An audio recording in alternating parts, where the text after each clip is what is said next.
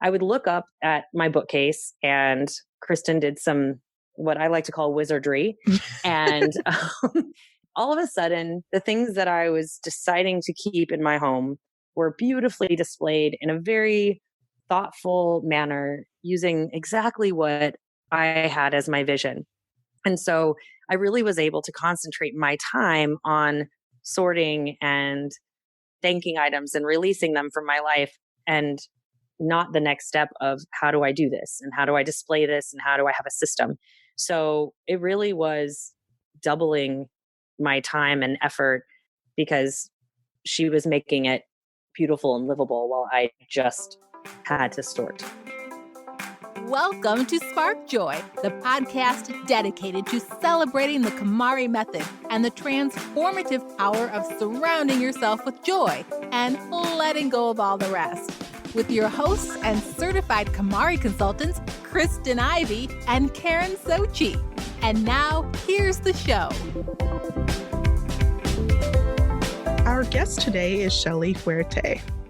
Shelly is an arts administration consultant. She works with the Pittsburgh Symphony Orchestra to program their non-classical concerts and travels the globe as a road manager for various artists, including Jane Lynch and many other Broadway vocalists.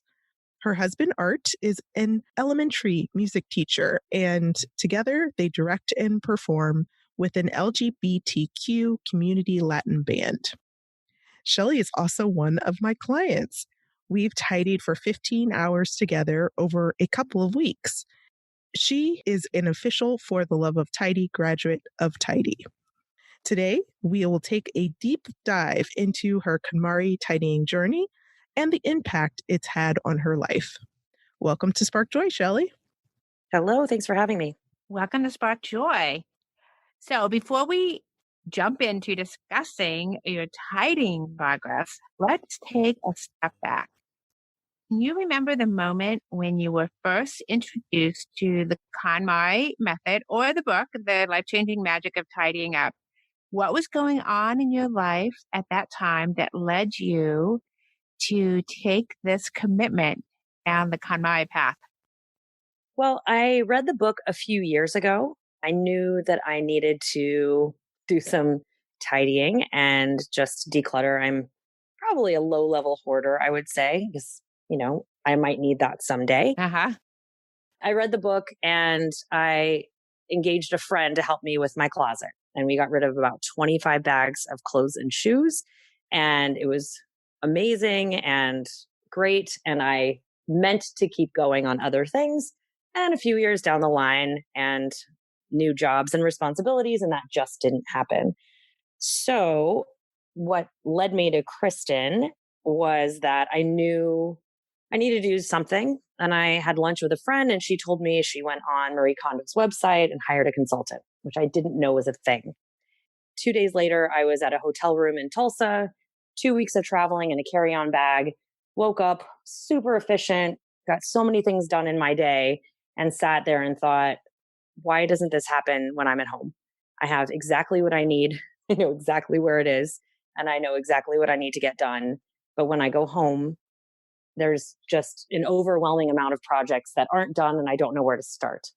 So I knew I needed to do something to make my workspace more consistent and productive. So I went on the Marie Kondo website and found Kristyn. So when you found Kristyn, how was it to reach out to her for the first time? Were you nervous about it? Were you apprehensive? Were you excited? How did you feel reaching out to, someone, an investment really, to help you with this process?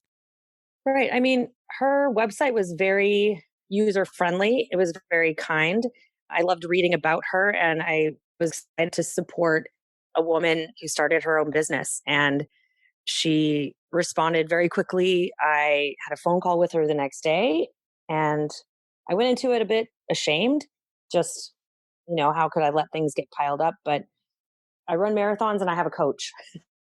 I've lost weight in the past, and I always used some kind of program and someone to help me. And so I thought, if I really wanted to get this done, I needed professional help.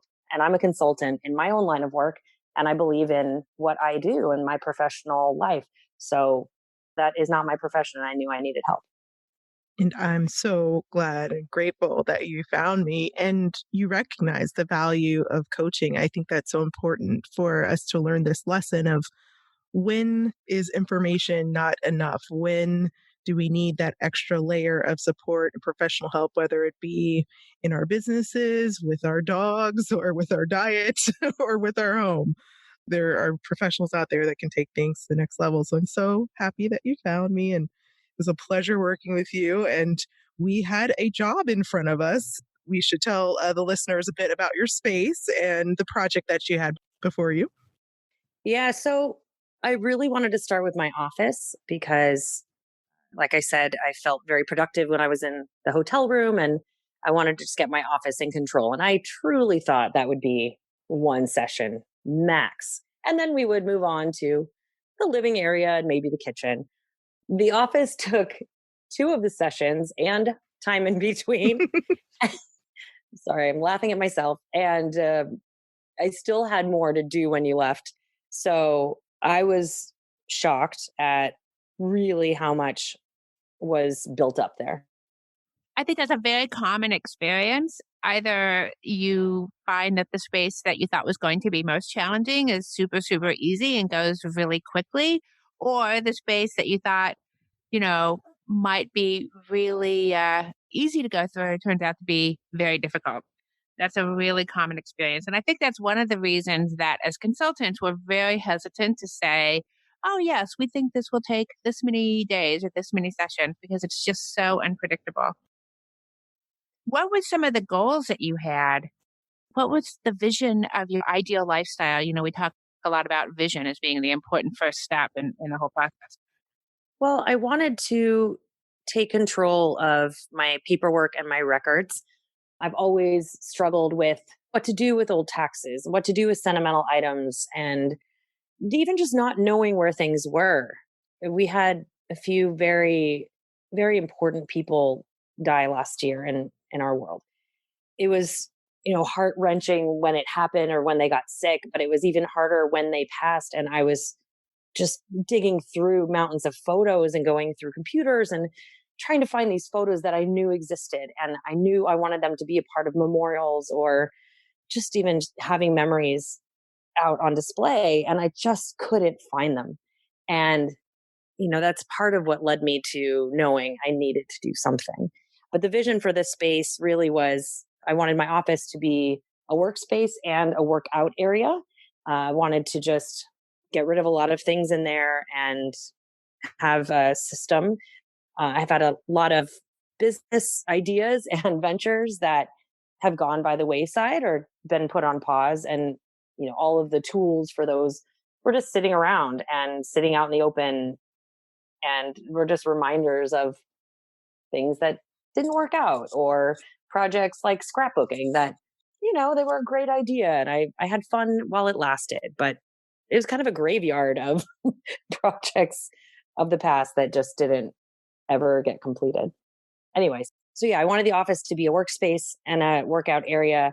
And I wanted to have a few key sentimental items prominently displayed in our living area and give them the value that they deserve.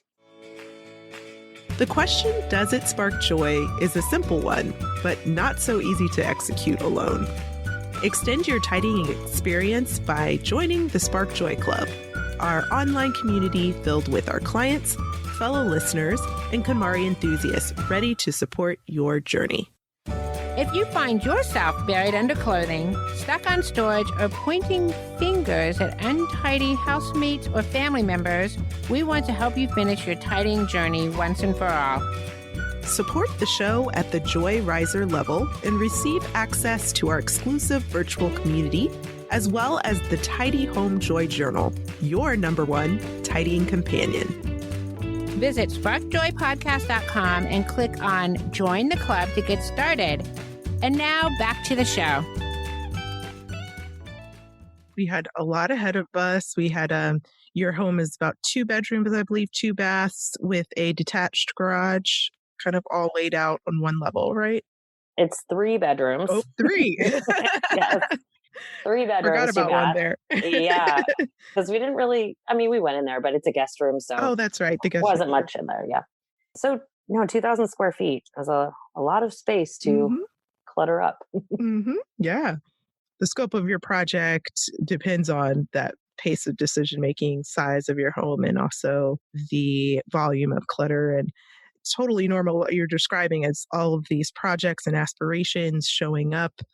And that's what happens when we confront our things, because it really is confronting ourselves, confronting seasons of our life, not necessarily viewing it through a lens of how much I can let go, but how can I put my hands on these things so I'm giving them their due respect, either by displaying them or even just simply knowing that they are away somewhere where I can easily find them.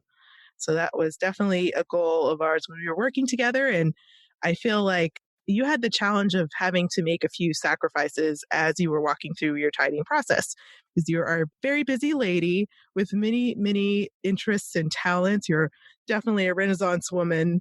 Do you remember like that feeling of having to shift your schedule a bit? If you could share how that kind of impacted your life, making room for this tidying event.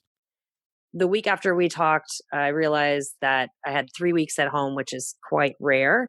And you had the openings in your schedule. So I just decided, let's jump in with both feet and get this knocked out in basically 2 weeks. So we did 3 Wednesdays in a row, which didn't leave a lot of time in between for the homework. Hmm. I definitely, on those weekends, just canceled all plans and told my husband the homework is what we were doing on the weekends. And I also told all of my business associates that my Wednesdays were booked. And I just tried to clear as many distractions as possible. There were a few that crept in, but you can get out of it what you put into it. And I know that we couldn't just not touch anything in between our sessions. So I hope you saw that I did. when you came back. And you were great at pulling together your pre-sorts, as I call them. So just pulling together all the reusable bags or all the mittens and scarves together prior to me arriving, so we can just kind of go through each pile efficiently and know that you're confronting and being more aware of what you have there by removing it from the context of your closet or wherever else they were stored. With all of these challenges, you might have had some time when you felt like you weren't sure if you could go on or if you just wanted to give up. Did you have any times like that where you really felt like this was maybe not worth all this effort? Well, I don't think I ever felt like it was not worth the effort. I think I really underestimated the amount of time it would take. After the first session, I was pretty much in shock of, it always gets worse before it gets better. And Mhm. we unearthed a lot in the office. And I really had hoped that that would be a one session thing, and very quickly realized that it was going to be a lot more than that. So I don't think I felt like giving up. I think I definitely felt overwhelmed, but that was the helpful part about having 2 more sessions on the schedule. It's paid, it's happening, it's on the books. We have to move forward. So we did. Yeah, that scheduled accountability. And we talked about how you had felt cluttered in your space for quite some time. I think you were saying, or some of the things we were looking at were even from high school. I think we uncovered something from your childhood when we were going through some of the sentimental items. So that's something also to consider, that we're uncovering things over decades. And so sometimes it does take a bit longer than 5 hours to really explore your entire life and a bit of an excavation, right? Yeah, I mean, the crazy thing is that when we moved into this condo 7 years ago, we got Container Store organizing and all of our closets installed before we even moved in. So we've always had the desire to be organized, and my husband is very good at it. I guess one of the funny and embarrassing things is that we had a whole drawer of VHS tapes, which I've always intended to turn to digital. I even bought the system to do it myself. When I finally just said, okay, this has to happen as a part of this process, I found a place that would do them. I would say 75% of the videotapes, and for those of you who don't know what a VHS is, no, I'm just kidding. 75% of them had no label. And I thought, okay, I should go through all of these. And after about 24 hours, I just thought to myself, if I didn't care enough to label it, then I must not have cared enough to know what was on the tape. So I ended up getting the really important things like our wedding and a couple of concerts that I was in converted.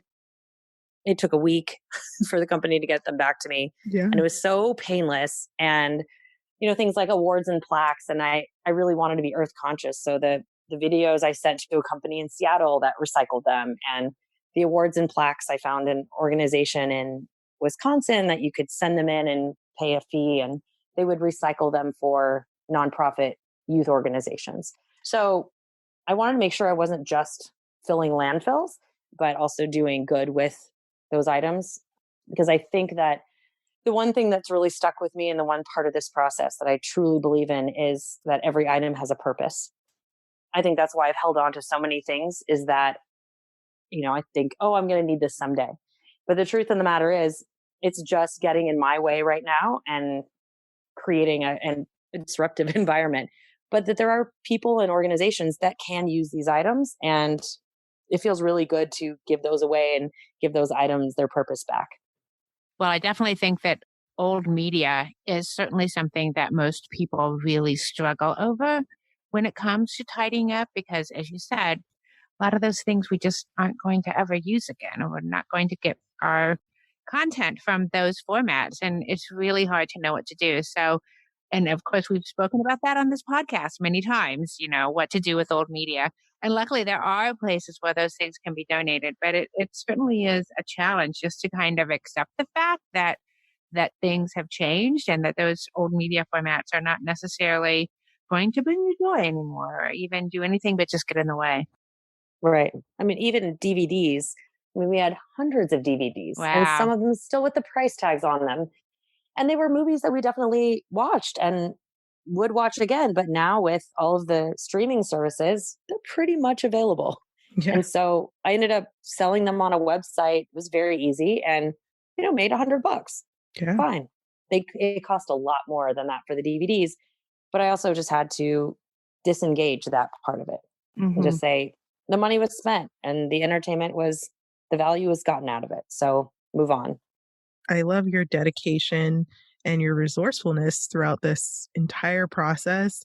And I think it shows definitely in that media category. And not only do these things lose value over time, the longer we put off the task of converting them, the more they either deteriorate quality wise, or the format is just gets more expensive or more complicated to convert. So it's great that you found these careful ways of really moving your things on, even in a way that pays you back. That's awesome. I wanted to also ask you about the progress and how it's impacted your husband, and also your day to day activities.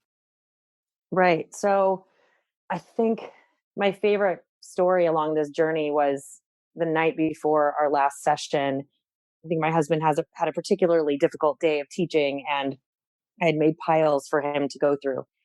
And there was a stack of cards from some students, and they're always precious, but you know, you read them and you get it. So I said, I really want you to go through these cards. And he said, just throw them all away. It's fine. I said, well, you've had a hard day at work. I think you should remember that they appreciate you. And he opened one of them, and there was $100 gift card to our favorite restaurant in our neighborhood. And Wow. and he just looked at me, and I said, Kristyn said we would find a lot of gift Yep. cards and uncashed checks and bonds. And it's definitely true. That was kind of a fun moment of definitely feeling appreciated, but realizing you do have to touch every piece and say thank you and then toss it. Don't just throw away the pile, because you just don't know what hidden treasures might be in Sure don't. I love that story there. too. Like I said before, we really love coming home and being in our living room, which is, we've redesigned the space to put more of a focus on the sentimental items that we identified as wanting to be on display, and some of those loved ones that we lost last year, and items from them as well. So they were kind of scattered all over the house. We went through a design service again to get help, because you just never know what things are going to look like with someone else's trained eye. And we use that as a guide, and bought a few key pieces of furniture and got rid of some other things that were maybe bulky or just lend themselves to holding clutter. We got rid of about 4 bookcases actually that just at the end of the tidying process had nothing on them. So that was nice. We now have a corner of our room that is completely empty and ready for reimagining. So yeah, it's changed us in that way. And also just thinking about things we bring in. I was one of those people that when I would go to races or expos or anything and they were giving away all the free items, I would grab them up because you never know when you might need it. Mm-hmm. And now I definitely think twice about bringing anything into my space. And I definitely want to have intention and purpose for bringing things in because I know how hard it was to get rid of certain things because of the value I attached to them. Maybe it cost a lot of money or I remembered where I got it. Mm-hmm. But I really think twice about souvenirs and try to make a very wise decision on things. And also to think about where it's going to be on display. That's such a good point. So now after working with Kristyn for over 15 hours and then doing your own practicing, it certainly sounds like there has been a major transformation in your home. Have you found it different as far as maintaining or keeping things organized and tidy, on a day-to-day basis? I would say that a lot of things are easier because I know where they belong.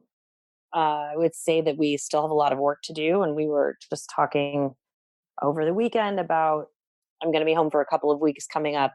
And we know that we need to get back and do a refresh and finish some projects that were not finished. I think things have been difficult the last few months because I've come home for a day or two to repack and go away again. But I think also just living out of a suitcase has also, reframed some things in my life as well. Just knowing what I can live with and live without a few weeks at a time. So I would say that we're not perfect, but a lot of things are better. I definitely think that maintenance is easier now, but we still need to get all the way there. It sounds like you're headed that way. And I know we sat down in the beginning of our time together and walked through where you were with health, career, finance, relationships, and community, spirituality, and hobbies. Those are all of the tidy wheel of impacts slices that I like to walk through with my clients just to get a read on where you are. And I think it's interesting how almost all of those have been touched by this process now that you're able to put some attention towards these things. One of which is finances. You definitely mentioned a couple of different ways tidying's already paid you back, but you've also found a more efficient way to manage your wardrobe as well. Could you tell us a little bit more about that? So one of the things that brought me to tidying was that I had just gone through or started a weight loss journey in the month before the tidying. And I, like I said, wanted to make the office into a workout area. Along with that was the fact that I had already cleared out clothes, but was getting to a point where I was going to need to do it again.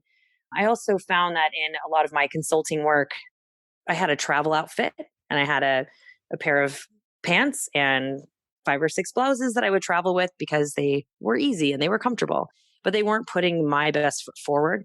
So I started renting clothing from Gwynnie Bee, which I think I pay like $70 a month, and I get 2 pieces of clothing at a time. I generally get dresses, and the thing that I like about it is I'm always trying things new and really finding what fits in the colors that I like, but it's a lot of fun every couple of weeks to get those dresses in the mail, and then I don't have to launder them and I don't have to pay shipping. And so they go back, they don't clutter my closet. And I think in the 6 or 7 months that I've been doing it, I have bought 2 pieces that I really got a lot of compliments on and I felt good in. And I felt good about buying them after wearing them a few times. So the best part is as my size goes down, I can change the size on the website and get clothing that fits and fits the season. And I'm now always getting compliments on the fun new dresses that I'm always wearing. So Fantastic. It sounds like that's really working for you. And you also were able to meet your style idol too. it's true. Yeah. So one of the books that I told Kristyn in my tidying I did not want to part with was a book from the show What Not to Wear, which was always a favorite of mine. And I really love Stacey London, Clinton Kelly. And after the tidying, Kristyn remembered that I liked Stacey London and invited me to an event where she was speaking.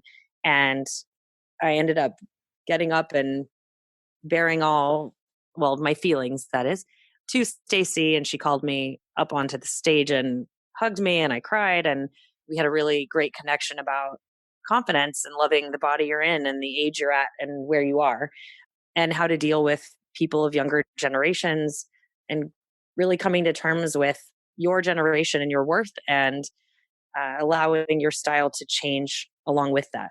So it was pretty amazing. Thank you, Kristyn. Yeah, it was such a special moment. I was so glad I could be there to make that connection happen for you. And it was just so magical and just happened at like the perfect time. And I was so happy for you. And I actually got some of it on video. So I can link that for our listeners in our show notes, because Stacey had some great tips that night as well. For sure. And the list goes on and on. But something else we should talk about definitely is your amazing career in running marathons all around Chicago and beyond. Tell us a little bit about that and how that's going. If it is still going, I know you're thinking about wrapping that up as well.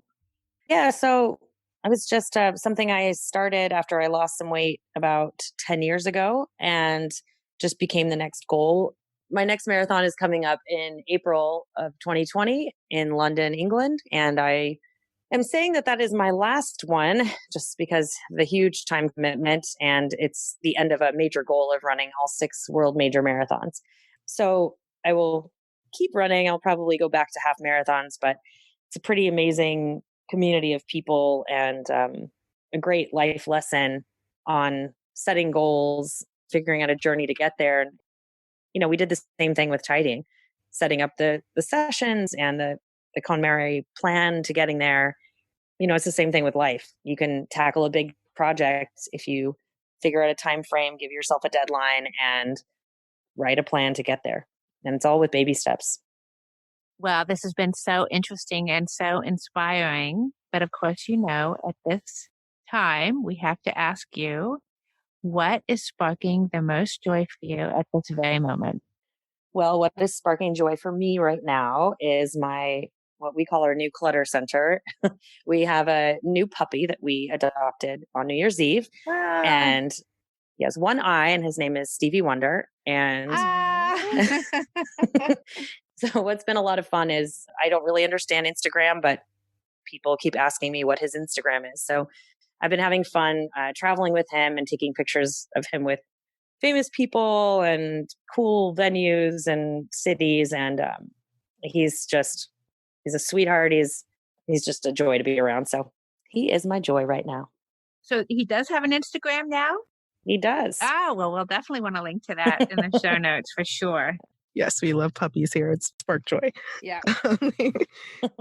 So before you leave us today, Shelly, thank you so much for sharing all of your journey and all of your talents as well.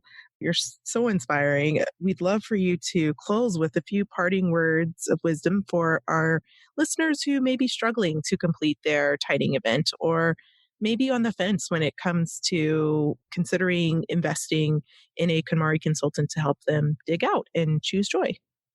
So when I made the decision to hire Kristyn as my consultant, I was sharing with a few close friends who didn't understand why I needed help doing this and why I just couldn't do it myself. And I think the prospect of facing all of these unfinished projects was just overwhelming. And, you know, just like other parts of my life, I just needed a professional to help me. And I think one of my favorite outcomes was being just head down in a box of sentimental items and just going through them. And I would look up at my bookcase, and Kristyn did some, what I like to call wizardry. And all of a sudden, the things that I was deciding to keep in my home were beautifully displayed in a very thoughtful manner, using exactly what I had as my vision. And so I really was able to concentrate my time on sorting and thanking items and releasing them from my life, and not the next step of how do I do this and how do I display this and how do I have a system. So it really was doubling my time and effort because she was making it beautiful and livable while I just had to sort.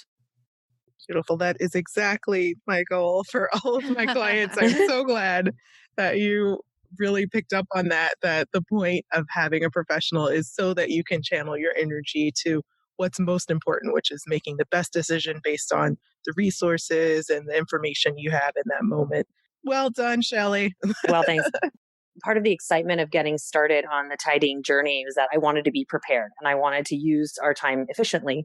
So I wrote to Kristyn. I said, "What do I need to buy? Send me a list at Container Store. Tell me what I need to get, all the tools." And Kristyn just said, "Please don't bring anything else in. We will make it work." And I was shocked at where containers and cute little boxes were hiding. And you would be very proud. I've even gone back to the pile of boxes and completely transformed all of my essential oils and reused containers. And I think I just see them in a different way. But, it really was the investment of hiring Kristyn. And that was all I needed to get started. I didn't need to spend hundreds and thousands of dollars on fancy containers, which I think if I had done it myself, I probably would have. And I should point out, I think you returned your Alpha hardware that you'd had for 7 years, I think. And It's actually true. Yeah, there was a bunch of hardware that I never used, and Container Store took it back and gave me store credit. Yeah. So that was another money finding adventure. Exactly. Well, you deserve all of the tidying payback there and all of the ways that this whole event really panned out for you in terms of making the investment, recognizing that it's not a sign of weakness or shame or failure that you are unable to connect the dots when it comes to organizing. You recognize it just simply wasn't your strength in that moment, and that you would get more by investing in a professional to help you out. And it sure did push you quite far down that road. So we congratulate you and great job. Thank you so much. So now we want to hear from you. Tell us your burning tidying questions or share stories about how KonMari has impacted your life. Head over to Apple Podcasts to subscribe and review the show, which helps us reach others along their tidying journeys. To extend your tidying experience, you can join the Spark Joy Club. Visit sparkjoypodcast.com and click Join the Club to become a member of the Spark Joy community, or join us on Facebook, Instagram, and Twitter. Thanks for tuning in, and we hope your day sparks joy.